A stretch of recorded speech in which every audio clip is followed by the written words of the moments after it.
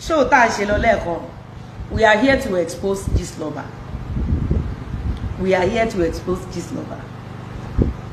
Mo bí tèmi mo dẹ̀ fẹ́ rí wọn. Èmi ò ní bá yín kún àwọn tó ń pa ọmọ ọlọ́mọ lẹ́kún jayé bí this lover tó ń bá yí ọmọ ọlọ́mọ jẹ́. The show that I did yesterday, this lover knew wípé mo ń try láti jí Sam Larry lójú oorun ẹ̀.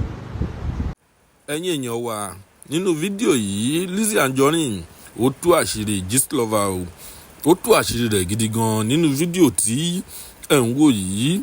Ó ní nǹkan tí ó ṣẹlẹ̀ lánàá ni wípé tí gist lover tún lọ gbé nípa òun ni wípé òun kàn ń try àti jí Sam Larry lójú oorun rẹ̀ wípé kò jí kó má sùn. Ó ní nǹkan tí gist lover tún rí ní lánàá tí ó tún lọ gbé sórí Daniel tẹ̀rẹ̀ wípé òun tún ń ṣe nǹkan kan àbí èkejì. Ẹ̀yin èèyàn wa ẹ fẹ́rabalẹ̀ kí ẹ wo ọ̀rọ̀ tí Lizzy Anjorin sọ bí ó ṣe tú àṣírí gist lover nínú fídíò yìí ó ti yá. Èmi dẹ̀ ti mọ̀ pé wọ́n gist lover mo ń bọ̀ wá throw Sam Larry àti Naira Marley under the truck. Inú mi dẹ̀ dùn wípé fídíò tí Sam Larry ṣe ìwọ gist lover ó proof ẹ̀ fún wa wípé Sam Larry kò mú ẹ lọ́rùn ọwọ́. Let me tell you one secret. If gist lover is blackmailing you, the worst thing you could do is to run away from social media. Sori tí gist lover bá ń parọ́ mọ́ ẹ lálàkọ́kọ́ tó o bá ní làákàyè àti deal pẹ̀lú gist lover ó máa máa jẹ lọ. Ẹlẹ́ẹ̀kejì tó o bá ní làákàyè àti gbé ọ̀rọ̀ kalẹ̀ ó máa máa jẹ lọ. Ẹlẹ́ẹ̀kẹta wàá rí pé gist lover ó sọ kankan ó dúró díẹ̀ Sam Larry gist lover dúró díẹ̀ kó wá fọwọ́ ara ẹ̀ kó fi bà yá ara ẹ̀ jẹ́ torí material tó fún gist lover ìwọ Sam Larry material tó fún gist lover ó fi hàn pé àtiwọ Sam Larry o àti gbogbo àwọn tó wà ní agbègbè ẹ ní ìmọ̀ nípa social media. Social media is an institution on its own. You have to be ahead of gist lover. You don't understand? Sam Larry, imagine tó bá jẹ́ pé àjọ máa ń sọ̀rọ̀. You now call me to notify me that you want to talk to very dark man. I would have told you yesterday that let Nigeria knows that maybe there is a petition somewhere. Even very dark man that interviewed you, very dark man doesn't deal with gist lover the way you, Sam Larry, you are behaving. A new gist lover is coming to bury you and Naira Marley once and for all, because you guys are behind when it comes to gist, when it comes to social media. Gist lover is social media is an institution. If you don't understand the game, you can never win the game. Alhaji Abdulateef làwọn àlọ́lọ́run tó máa bá wọn ṣe ni wípé wọ́n ní kán ní ìyàwó tó gbọ́n nínú tó gbọ́n níta tó lè tètè study game yẹn tó dẹ̀ lè tètè understand it. If not, there is no how you can win the game. Sam Larry, how can you come online láti wá fún gist lover ní cheap material to ridicule you and Naira Marley? Ẹ bá mi share show. When I was firing you yesterday, a lot of people would think maybe I hate you. I did not hate you. Torí mo mọ̀ wípé gist lover is patiently waiting for you to come and shoot yourself, and you did. Number one, Sam Larry, Naira Marley. Some months ago, or so maybe a year or some months ago, ó dà pé àwọn kan ti clear, bóyá court ló clear Sam Larry, but no social media láti be spread there.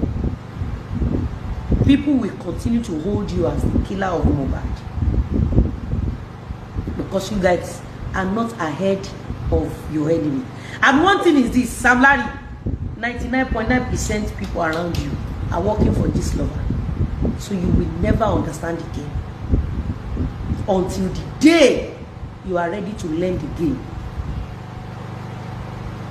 Now you watch this lover, magbo ìwọ ló kọ o lọ gbé fídíò kan jáde. Fídíò tó gbé jáde yìí.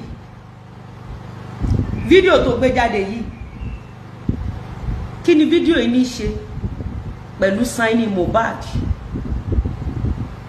Tí Mohbad ń ṣiṣẹ́ lábẹ́ nígbà tó wà láyé. Kí ni fídíò fọ́tò tó post kí ló ní ṣe pẹ̀lú ọjọ́ tí Mohbad kú? Ọjọ́ wo ni Mohbad kú? Ọjọ́ wo ni nǹkan yìí ṣẹlẹ̀? Eni, this lover, if you are not behind this attack on Mohbad in order to force Mohbad out of Naira Marley's entourage, you will not be mounting or be talking about this. This lover, I can authoritatively put my hand on my chest that you are behind this attack on this Mohbad because you want Mohbad to leave Naira Marley to come to you. And he did because you know too much. This lover, èmi máa gbé ẹrẹ lẹ́ni. Èmi máa finish her off. Finally, èmi máa destroy her beyond repair. Ó mọ̀ pé àwọn Sam Larry àti Naira Marley wọn ò ní ẹbí tó wà vocal. I am not supporting Sam Larry or Naira Marley, like I said. If they have hands in Mohbad's death, let God judge them. But I will not watch you this lover. I will not watch you destroying the glory of this country. Tó bá jẹ́ pé mi ò kì í ṣe speaker, you this lover, you lied that mo lọ jí 91,000 nínú Ìdúmọ̀tà tó dẹ̀ mọ̀ pé wọ́n ló lé ambush síbẹ̀ fún mi. Báwo ló ṣe fẹ́ kí n gbà ẹ́ gbọ́ pé Sam Larry ló ṣe Mohbad báyìí? If you can put people, see Tom Jones, tó dẹ̀ parọ́ fún àwọn èèyàn pé mo jí 91,000 naira, you this lover, you are the one behind the attack that made Mohbad to be like this, not Sam Larry, not Naira Marley. Because you already pick some people that are close to Mohbad, Sam Larry and Naira Marley. They are underneath working for you. They are underground working for you. So, o máa ń bi wọ́n kí ló ṣẹlẹ̀ sí Naira Marley, o máa ń bi wọ́n kí ló ṣẹlẹ̀ sí Sam Larry, o máa ń bi wọ́n pé kí ló ṣẹlẹ̀ sí Mohbad. Tí Mohbad bá lọ síbi kan, ìwọ nìkan ló ní information ibi tí Mohbad lọ, just lover. Sam Larry, Naira Marley ló lọ mú Mohbad ló sọ déyàn. Sam Larry ló máa ń gbé Mohbad kiri tó máa ń ṣoore fún. Just lover, àbó ti gbàgbé pé o ti purọ́ mọ́ mi pé ọkọ tí Lizzy fẹ́ ló lọ́mọ mẹ́rin. At the end of the day, I realize pé àní kankan nínú ọmọ mẹ́rin. Ó dẹ̀ sọ fún gbogbo àgbáyé pé Mr. Lawal ló lọ́mọ mẹ́rin. Just lover, ó tún pe Sanwó-Olú lé mi lórí, ó pe Tinubu lé mi lórí, ó pe gbogbo èèyàn lé mi lórí. Ó dẹ̀ mọ̀ páwa ti ní evidence lọ́wọ́. Ó dẹ̀ mọ̀ páwa kọ́ la lọ́mọ bọ́n torí pé ó fẹ́ gba bára. Attack tán fún mi ní Tom Jones. Ṣé bí ọ̀rẹ́ Fọlá Sàríyù tímọ́tímọ́ ni? Àbí tí ìwọ this lover tó bá jẹ́ pé ò lọ́wọ́ nínú attack Tom Jones, kí ló dé tó ṣe change narrative from fake account to reverse transfer to gold? Ó dẹ̀ tún sọ wọ́n ní wọ́n bá gold lára mi. Ó tún wá gbé mi lọ sí TVC níbi tí wọ́n ti máa mọ sàárì ọmọ wọn. Àwọn yẹn wá sọ pé the said gold was found on me. This lover, another thing is this. Ǹjọ́ mọ̀ pé gbogbo ìṣẹ̀dá tó súnmọ́ ló lu ọ́fíìsì wọn ló fi ń pa ènìyàn.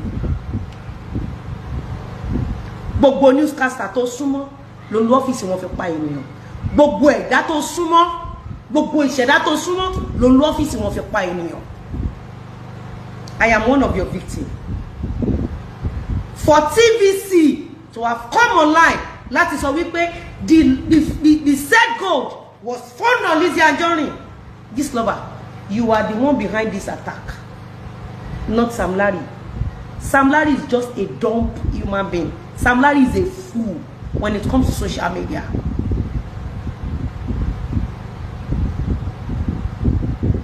Sam Larry does not know anything and is not ready to learn. Sam Larry needs to quit some businesses and come online to come and learn. Ilé ọgbọ́n lórí social media yìí.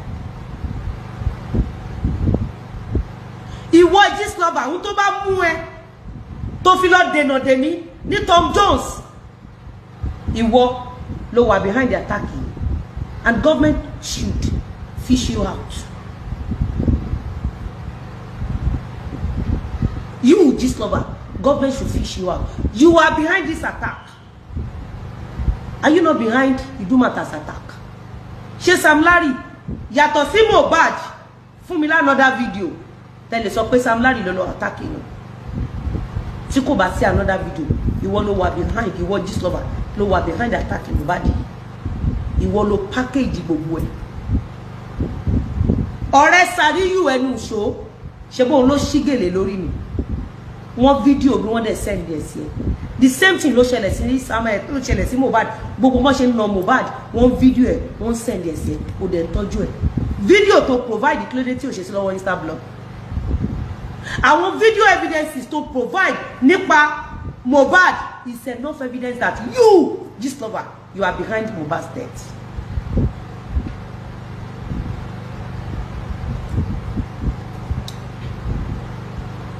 Juliet Adekola, forget Sam Larry. He's a man. Forget him. He's a man. If you are a married man, you will understand Sam Larry. Sam Larry thought he's still talking to his wife. Sam Larry oti moloro, and that is how they behave. That is how men. That is typical Yoruba men. That is why you will see them.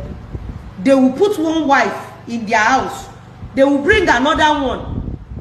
They will bring another one, forgetting the fact that àwọn obìnrin táwọn kó jọ ilé pa àwọn nínú gbogbo species. Tó bá wo ẹ̀yà ta ní Nàìjíríà, tó bá wo Yorùbá ló máa ń fi ẹ̀mí ẹ̀ ta káìtì jù. Most especially Yorùbá, àwọn ló máa ń fi ẹ̀mí wọn ta káìtì jù. Bí eré ṣé image TV station ṣé kò bàjẹ́ for life? How can a whole TV station? Tẹ́ bá dẹ̀ wo TVC station, àbí ṣe bọ́n feature lọ́dọ̀ Adótòṣì amẹ̀bọ̀ Gistlover failed actress. Ó ṣe jẹ́ pé time yẹn ni TVC sọ wípé the set gold was found on Lizzy Anjorin. Adótòṣì Gistlover. Anybody tó bá sọ pé òun ò mọ Gistlover, òun wá Gistlover, gbogbo orí burúkú tó ṣe lórí social media ẹ fún àwọn ọmọ ọlọ́mọ á ṣẹlẹ̀ sí wọn tọmọtọmọ wọn. Nigerians, listen to me. This is where you can listen to the truth. This is Chief Mrs. Lizzy Anjorin, not just a chief. This is Chief Mrs. Lizzy Anjorin.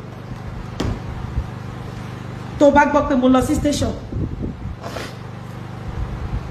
Excuse me, they may take me to station because I'm defending myself. Tó bá gbọ́ pé wọ́n gbé mi lọ sí court. They may take me to court because I'm defending myself, but not on blackmailing people. Not stealing from people, not doing bad to people. Tó bá mú TVC láti sọ wípé the said stolen gold was found on Lizzy Anjorin. There is connection TVC pẹ̀lú Adótòṣì amẹ̀bọ̀ Gistlover as a den. Ibẹ̀lẹ̀ tí máa mọ̀ wípé gbogbo ìṣẹ̀dá tó súnmọ́ failed actress ló ń lò láti bá yé àwọn èèyàn jẹ́. Do you know why I did that yesterday's show, Gistlover? Because I don't want people to compromise Mohbad and Naira Marley and Sam Larry's case. I want the government to know that we are fully aware that Sam Larry and Naira Marley are having petition with them. Nigerians are fully aware.